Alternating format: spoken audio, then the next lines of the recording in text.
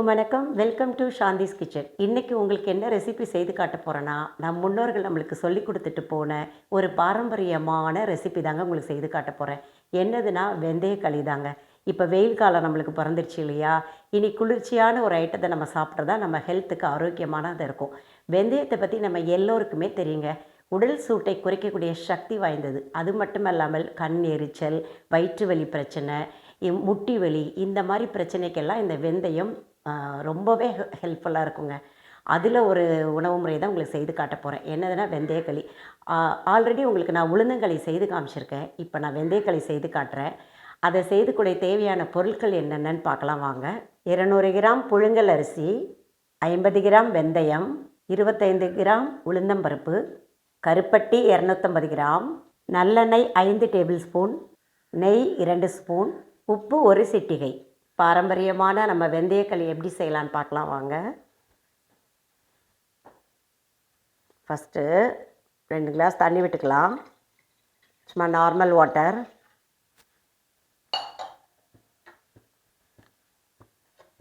அதில் 1 சிட்டிகை உப்பு போடலாம். ஏன்னா நம்ம ஸ்வீட் அதனை செய்ய போகிறோம். ஸோ அந்த ஸ்வீட்டை தூக்கி கொடுக்கும் நம்மளுக்கு. அதுக்காக தான்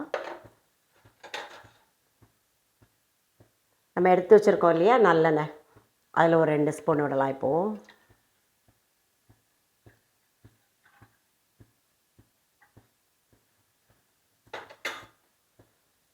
இந்த வெந்தயம் காட்டினேன் இல்லையா, அந்த வெந்தயத்தை நான் குறைஞ்சது ஒரு 5 மணி நேரம் நான் ஊற வச்சுருக்கேங்க. ஊற வச்சு மிக்சியில் அரைச்சி நான் வச்சுருக்கேன். அந்த வெந்தயம் தான் இது. பாருங்கள், இந்த மாதிரி அரைச்சிக்கோங்க. ரொம்ப நைஸாக அரைச்சிக்கணும். கொஞ்சம் கூட குறுகுறுன்னு இருக்கக்கூடாது. பாருங்கள், இந்த மாதிரி அரைச்சிக்கலாம்.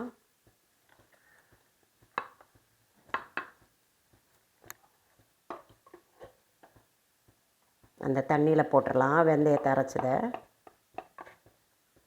அடுத்தது அரிசி எடுத்து வச்சுருந்தேன் இல்லையா, அந்த அரிசியவும் நான் ஊற போட்டு அதையும் நான் நல்லா மிக்சியில் அரைச்சி வச்சுருக்கேன். அதுவும் இந்த பதத்தில் நைஸாக அரைச்சிக்கோங்க. இந்த பதம்.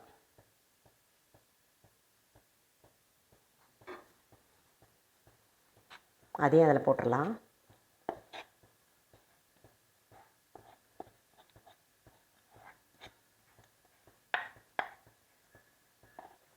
அடுத்து ஒரு 25 கிராம் உளுந்து எடுத்து வச்சுருந்தேன் இல்லையா, அதையும் ஊற போட்டு நைஸாக அரைச்சி வச்சுருக்கேன். இந்த மாதிரி எல்லாமே நைஸாக தான் அரைக்கணும், குறுகுறுன்னு இருக்கக்கூடாது.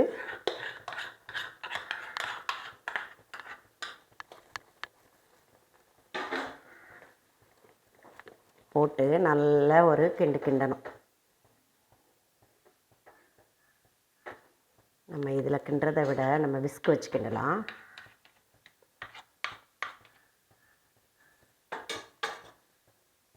விஸ்க் வச்சு இப்படி கிண்டுங்க. டீ கொஞ்சம் நேரம் கழித்து நம்ம கேஸை கொஞ்சம் கம்மி பண்ணிக்கலாம்.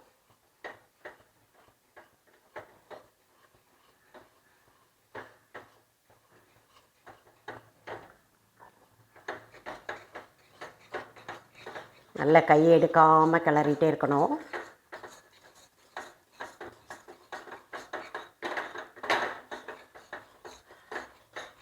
இப்போது கொஞ்சம் நம்ம தண்ணி ஊற்றிக்கலாம். தேவைன்னா பார்த்துட்டு நம்ம ஊற்றிக்கணும், ஃபஸ்ட்டே ஊற்ற தேவையில்லை. அந்த வெந்தயம், அந்த அரிசி மாவு, உளுந்து 3 வேகிறதுக்கு தான் இந்த தண்ணியை ஊற்றுறோம்.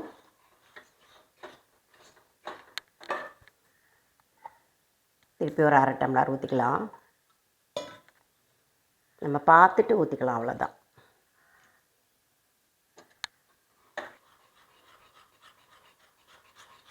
நல்லா கட்டி விழாமல் கிளறிட்டே இருக்கணும், கை எடுக்காமல்.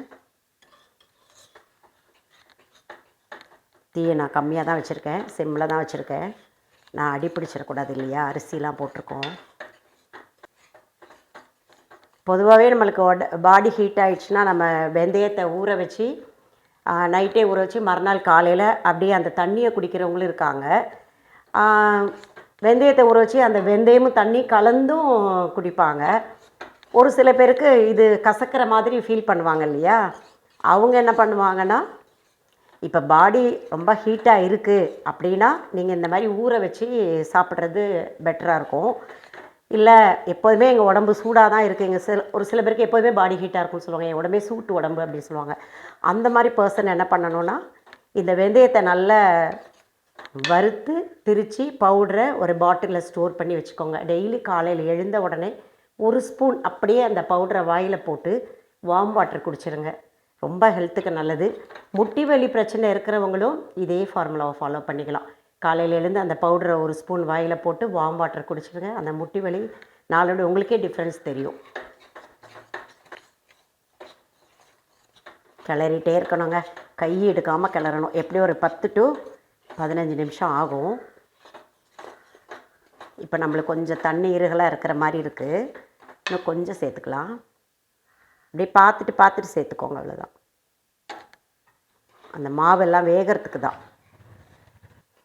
எனக்கு ஆக்சுவலி உளுந்தங்களி தாங்க செய்ய தெரியும். இந்த வெந்தயக்களியை நான் எப்படி கற்றுக்கிட்டேன்னா, என்னோடய அத்தை எங்கள் வீட்டுக்கு வந்திருந்தாங்க. என்னோடய அத்தைனா எங்கள் அப்பா கூட பிறந்த தங்கச்சி, அவங்க பேர் பொற்கொடி. அவங்க சென்னைக்கு ஒரு ஃபங்க்ஷனுக்காக வந்திருந்தபோது எங்கள் வீட்டில் ஸ்டே பண்ணியிருந்தாங்க. அப்போ தற்செயலாக ஒரு நாள் காலையில் வெந்தயக்களியெல்லாம் பண்ணி கொடுக்குறியா பசங்களுக்கு அப்படிலாம் கேட்டாங்க. இல்லை, நான் பண்ணதே இல்லை அப்படின்னு சொன்னேன். என்ன நீ சென்னையில் குடியிருந்துட்டுருக்க, இங்கே அடிக்கிற வெயிலுக்கு இதெல்லாம் சேர்த்துக்க வேண்டாமா அப்படின்னு சொல்லிட்டு உடனே எனக்கு இதை முதல் நாள் பிளான் பண்ணாங்க. அடுத்த நாள் காலையில் இதை எழுந்து எனக்கு செஞ்சு பசங்களுக்கு கொடுத்து எனக்கு கொடுத்துட்டு சொல்லி கொடுத்துட்டும் போனாங்க. அதை தான் இப்போ இன்றைக்கி நான் உங்களுக்கு செஞ்சு காட்டுறேன். அவ்வளோதாங்க, கையை எடுக்காமல் நான் ஒரு 17 நிமிஷம் கிட்டத்தட்ட நான் கிளறிட்டேன்.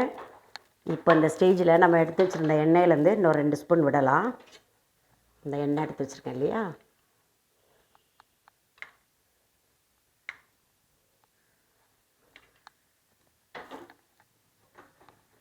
களி வெரைட்டிஸ் எல்லாத்துக்குமே நல்லெண்ணெய் தாங்க, வேறு எண்ணெய்லாம் ஊற்ற வேண்டாம், நல்லெண்ணெய் தான் ஊற்றணும்.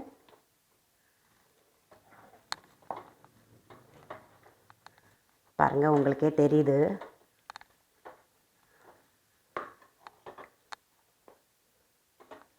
இப்போது இது வெந்துடுதுன்னு பார்க்குறதுக்கு நம்ம இப்படி தண்ணியில் நார்மலான வாட்டரில் கையை வச்சுட்டு நம்ம இப்படி தொட்டு பார்க்கணும். தொட்டு பார்த்தா கையில் ஒட்டக்கூடாது. பார்த்தீங்களா, ஒட்டலை பாருங்கள். ஸோ நம்ம களி ரெடி ஆகிடுச்சி. இப்போ நம்ம எடுத்து வச்சுருக்க கருப்பட்டியை போடலாம். இந்த கருப்பட்டியை நான் 1/2 டம்ளர் தண்ணி விட்டு பாகு காய்ச்சி ஃபில்டர் பண்ணி வச்சுருக்கேன். சரிங்களா, இப்போ அதில் ஊற்றுறேன்.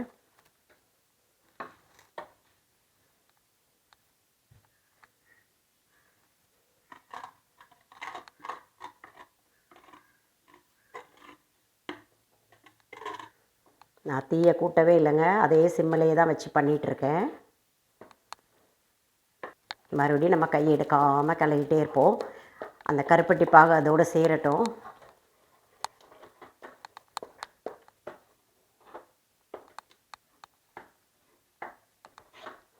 கொஞ்சம் கஷ்டப்படுற மாதிரி தோணும், பட் கஷ்டப்பட்டால் தானே ஹெல்த்தியான ஃபுட்டு சாப்பிட முடியும். ஸோ கொஞ்சம் கஷ்டப்படுறதுல தப்பு கிடையாது. அவ்வளோதான், நம்மளுடைய வெந்தயக்களி ரெடி ஆகிடுச்சி. இப்போ இருக்கிற பேலன்ஸ் இருக்கிற எண்ணெயை விட்டுறலாம், நல்லெண்ணெயை.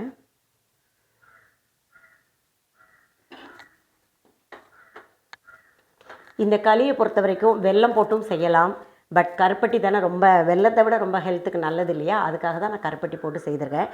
அதனால் நீங்கள் செய்கிறதா இருந்தாலும் வெல்லம் போட்டு செய்கிறதாலும் ஓகே, இல்லை கருப்பட்டி முடிஞ்சால் கருப்பட்டி போட்டு செய்யுங்க.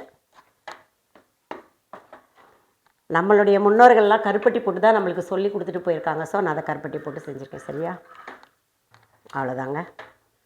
பாருங்கள், சூப்பராக இருக்குது பாருங்கள், நல்ல அல்வா மாதிரி இருக்குது பாருங்கள். இந்த வெயில் காலம் ஆரம்பிச்சிட்டதுனால இது வாரத்தில் ஒரு நாள் செஞ்சே சாப்பிட்லாம், தப்பே கிடையாது. ஏன்னா நம்ம பசங்க வெறும் வெந்தயத்தெல்லாம் ஊற போட்டு சாப்பிட்ற பசங்கள்லாம் கிடையாது, அதெல்லாம் கசக்குன்னு சொல்லிவிடுவாங்க. ஸோ இந்த மாதிரி களி மாதிரி செஞ்சு கொடுத்துட்டிங்கன்னா நம்ம நல்ல ஸ்நாக்ஸ் மாதிரி நினச்சி சாப்பிட்ருவாங்க, அவங்க உடம்புக்குள்ளேயும் அது சேர்ந்துடும். ஸோ நம்ம வாரத்தில் ஒரு நாள், அதிகபட்சம் ஒரு 10 நாளைக்கு ஒரு தடவையாவது இந்த வெயில் காலம் முடிகிற வரைக்கும் இதை செஞ்சு கொடுங்க. மாதத்தில் 3 வாட்டிக்காவது செஞ்சு கொடுங்க. அதுக்கப்புறம் குளிர்காலம் வந்துடுது, மழைக்காலம் வந்துடுதுன்னா இது செய்ய வேண்டாம், இதை அவாய்ட் பண்ணிடலாம். சரியா, அவ்வளோதான் பாருங்கள், அடி பிடிக்காமல் இவ்வளோ அழகாக வந்துடுச்சு. ஸோ ரெடி, ஃபுல்லாக ரெடி ஆயிடுச்சு.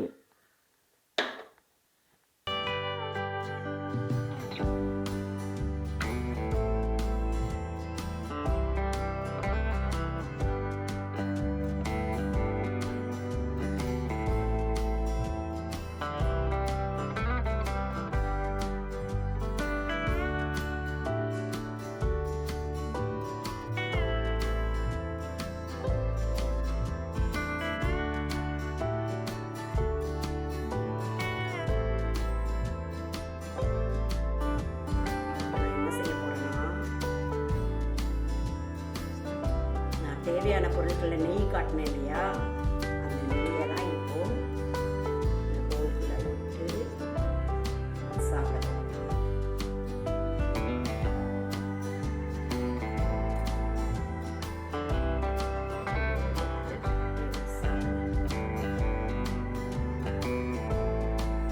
அவ்வளோதாங்க, பாரம்பரியமான வெந்தய களி உங்களுக்கு செய்து காமிச்சிட்டேன். நம்ம வாழ்க்கையில் அறுசுவை உணவு எடுத்துக்கணும்னு சொல்லுவாங்க. அதில் நம்ம கசப்பு துவர்ப்பு ரொம்ப எடுத்துக்கவே மாட்டோம். கசப்பு பொறுத்த வரைக்கும் பாகக்காய், வெந்தயம் இதெல்லாம் ரொம்ப ரேராக தான் எடுத்துப்போம் இல்லையா. வெந்தயத்தை நம்ம சமையலில் போட்டாலுமே மொத்த குழம்புலையுமே 1/4 ஸ்பூன் தான் விடுவோம். அது மாதிரி துவர்ப்புக்கு நெல்லிக்காய் ரொம்ப ரேராக தான் நம்ம எடுத்துக்கிறோம். இந்த ரெண்டையுமே நம்ம அடிக்கடி உணவில் சேர்த்துக்கிட்டோன்னா நம்ம அவ்வளோ சீக்கிரம் எந்த நோயுமே நெருங்காதுங்க.